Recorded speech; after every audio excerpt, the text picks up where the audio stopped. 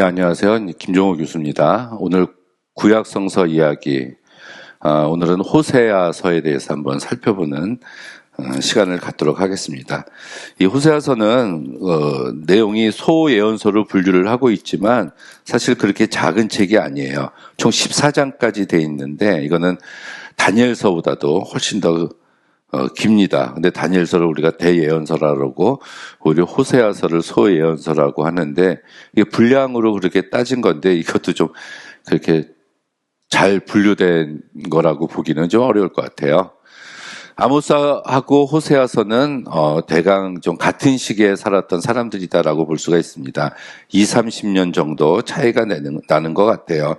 그렇다면은 남한국은 우시아 시대, 북한국은 여로보암, 또 이제 여로보암 2세 그 다음 시대 때까지 아우르고 있는 메시지가, 그러니까 조금 뒤, 아모스보다 한 20-30년 뒤에 활동을 했었던 예언자가 호세아다 이렇게 볼 수가 있습니다. 아모스서가 정의를 물같이 공의를 하수같이 이렇게 공의에 대해서 정의에 대해서 외치는 그런 예언자였다고 한다면 이 호세아는 이제 사랑의 근거에서 하나님의 진노를 돌이켜 주시옵소서라고 외쳤던 그 사람이 바로 호세아라고 볼 수가 있고요. 호세아서에 가장 많이 등장하는 단어가 여호와를 알자, 여호와를 힘써 알자, 또는 여호와를 찾으라, 이런 말씀들이 굉장히 많이 나와요. 그래서 이제 하나님과 이스라엘과의 관계를 그 남편과 아내의 비유를 통해서 이제 하나님이 남편이고 이스라엘이 아내, 이런 형식으로 이 호세아로 하여금 음란한 고멜이라는 여자와 결혼했다가 그 여자가 도망갔을 때 다시 데리고 오라, 이런 결혼 관계의 상징을 통해서 하나님의 사랑을 표현한 책이 호세아서다 이렇게 볼 수가 있습니다. 그러니까 남편과 아내에 대해서도 이야기하지만 어떤 목자, 사냥꾼, 치유자 이런 것으로도 군데군데에는 또 이제 이야기를 하고 있습니다. 이 호세아서를 보면은 사실은 1장부터 14장까지 살펴보면 구조가 정확하게 맞아 떨어지지는 않아요. 좀 뒤죽박죽 했던 얘기 또 하고, 이 뒤에 있어야 될 얘기가 앞에 나오고 앞에 있어야 될 얘기가 뒤에 나오고 하는데, 이런 것들은 다 호세아의 갈등, 혼란, 이런 마음을 오히려 또 표현하는 문학적인 구조다라고도 우리가 볼 수가 있습니다. 기록 목적은 이제 북왕국 이스라엘에 임박한 패망을 선포하면서 그 가운데 하나님의 사랑이 계속해서 중단 없이 흐르고 있는 것을 보여주고 있다, 그런 책이에요. 우리가 이게 그 대상을 알아야 되는데요. 솔로몬 이후로 나라가 갈라졌잖아요. 그래서 이쪽이 이제 북왕국이 되고, 북왕국이 이스라엘입니다. 이스라엘 이렇게 부르고요. 솔로몬 이후로 여기는 남왕국이라고 하는데, 남왕국이 유다 지파가 있어서 남왕국 유다 이렇게 구분을 해요. 근데 이때 활동했었던 예언자들이 이제 틀리다라는 얘기예요. 누가 어디에다 했냐를 알아야 되는데, 이제 아모스 같은 사람은 북쪽에다만 예언 활동을 했어요. 호세아도 마찬가지예요. 호세아도. 그런데 이사야는 남쪽에서만 했습니다. 그래서 어느 예언자가 어느 청중들, 어느 국가를 향해서 예언 활동을 했느냐라는 것을 우리가 살펴봐야 됩니다. 요나 같은 경우는 니느웨, 아수르를 향해서 했죠. 나훔소도 아수르를 향해서 했거든요. 그리고 학개, 스가랴가, 말라기 같은 경우는 북왕국이 멸망하고 난 다음이니까 오히려 그 이후에 포로 시대 백성을 향해서 예언 활동을 했다. 이렇게 시대마다 어느 누구가 청중이었나라는 것을 살펴보는 게 우리가 예언서를 공부할 때 아주 중요한 키포인트 중에 하나입니다. 근데 이 호세아는 북왕국을 향해서 예언 활동을 한 사람이다. 그래서 이 북왕국에 대해서 우리가 조금 역사적으로 보자면, 이 남쪽의 이 호세아 왕 시대 때 남쪽이 멸망을 당해요. 북왕국의 마지막 왕이 이 호세아입니다. 그런데 이 호세아서를 공부하고 있는데 이 호세아가 또 왕이잖아요. 그래서 이 선지자 예언자 호세아와 이스라엘의 마지막 왕 이 호세아를 구분하기 위해서 여기 영어 이름에 SH인데 H를 빼서 호세아 이렇게 써 있으면 이건 예언자 호세아고요.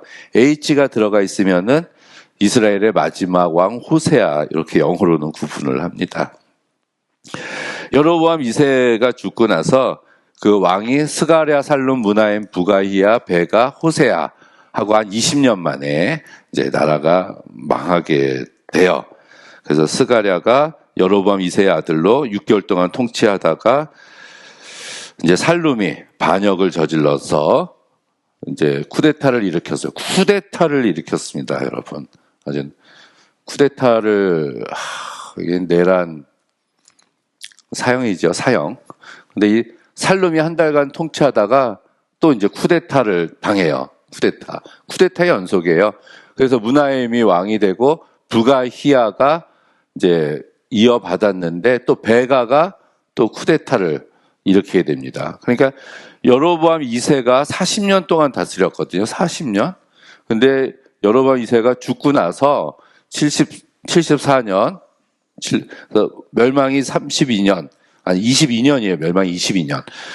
그러니까 여로보암 2세가 40년 동안 다스렸는데 그 뒤에 20년 후에 왕들이 6명이 나오고 쿠데타의 연속이고 결국 나라가 망한 게 북이스라엘. 그러니까 굉장히 혼란스러운 시대였다. 쿠데타의 연속이었다. 이 쿠데타가 있으면 안 됩니다. 그래서 이때 이제 제가 베가에 대해서 한번 설명을 했습니다. 북왕국의 베가와 이 다메섹 왕의 르신이 서로 동맹을 맺어서 이 남쪽에 아하스에게 같이 동맹을 맺어서 우리가 아수르를 치자. 남유다의 아하스와 함께. 아하스가 거절을 하니까 이 남유다로 쳐들어와서 남유다가 이제 굉장히 곤란을 겪게 되는 이 시로 에브라임 위기 같은 것이 요때 있었던 사건이라고 제가 한번 설명을 드린 적이 있습니다. 이렇게 아주 혼란스러운 상황에서 이스라엘 백성들이 또 하나님을 잘 섬기지 않고 있으니까 호세아가 하나님께로 돌아오라라는 메시지를 전한 거예요.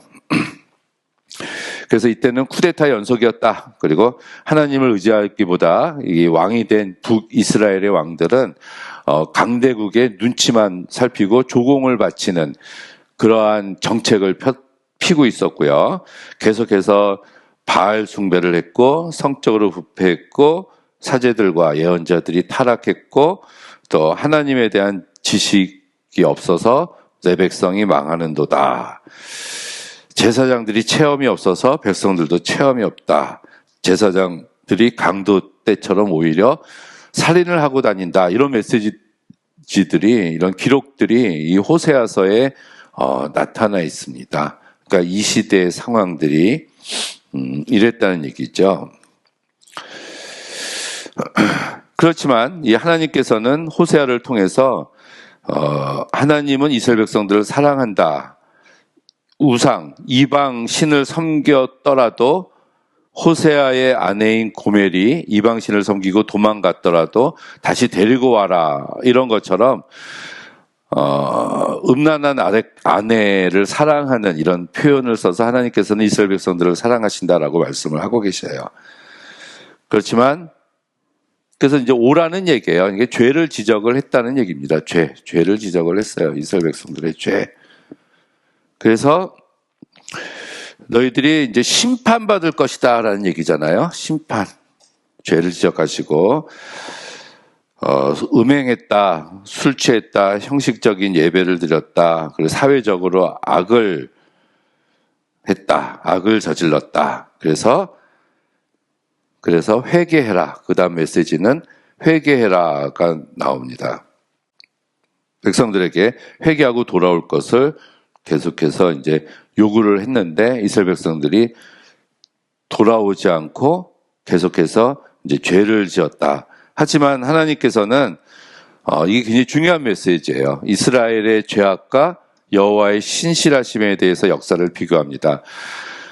이스라엘 백성들은 하나님과 언약을 맺었음에도 불구하고 계속해서 하나님을 배반하고 다른 길로 갔지만 그때마다 하나님께서는 이스라엘 백성들을 용서하고 다시 돌아올 것을 하나님께서는 기다리고 계셨어요. 돌아오지 않으니까 때로는 천재지변을 일으키시고 지진을 일으키시고 이제 전염병을 돌게 하시고 또 하나님이 선지자를 보내시고 또 부지런히 보내시면서 경고의 메시지를 주십니다. 그래서 이방신을 떠나서 나에게로 돌아오라. 나에게로 돌아오라. 하지만 이스라엘 백성들이 돌아오지 않았다는 얘기예요. 하나님과 이스라엘 백성들이 약속을 맺었는데 하나님께서는 그 약속을 지키십니다. 문제는 인간들이 그 약속을 지키지 않는다는 얘기죠. 지금까지의 그런 역사가 그렇게 흘러왔다라는 메시지를 이 9장에서 13장까지 호세아서를 읽어보면 우리들이 발견을 할 수가 있어요. 그렇지만 하나님께서는 이 사랑이 있으시기 때문에 이스라엘 백성들을 사랑했기 때문에 잠깐 심판은 하시지만 완전히 멸망시키시지는 않으신다 이런 말씀을 주십니다. 그러면서 미래에 대해서 희망을 남겨두시는데 그것이 바로 남은 자들을 통해서 다시 한번 하나님께서 이스라엘 백성들을 구원시켜 주실 것이다 라는 메시지가 여기에 나옵니다. 우리가 같은 시대에 활동을 했었던 이 아모스서와 호세아서를 한 장씩 한 장 읽어보면은 굉장히 저희들이 살고 있는 이 시대하고 크게 다르지 않는 것을 우리가 발견을 할 수가 있어요. 저울추를 속이고 있는 거, 부자들이 가난한 자를 압제하고 있는 거, 그것에 대해서 하나님께서는 분명히 죄악이다, 하나님의 심판을 받을 죄다라고 선포를 하고 계십니다. 그래서 사실은 하나님의 말씀이 어제나 오늘이나 동일하고 살아 계신다라는 그 말씀은 아모스나 호세아가 살았던 그 시대나 오늘날 우리들이 살고 있었던 이 시대나 그리고 그때 아모스나 호세아의 예언자들처럼 지금도 오늘날 한국에서 그런 메시지를 외치고 있는 그런 예언자적인 활동을 하고 있는 목회자들이 저는 굉장히 필요하다고 생각을 합니다. 네, 호세아서는 여기까지 보도록 하겠습니다.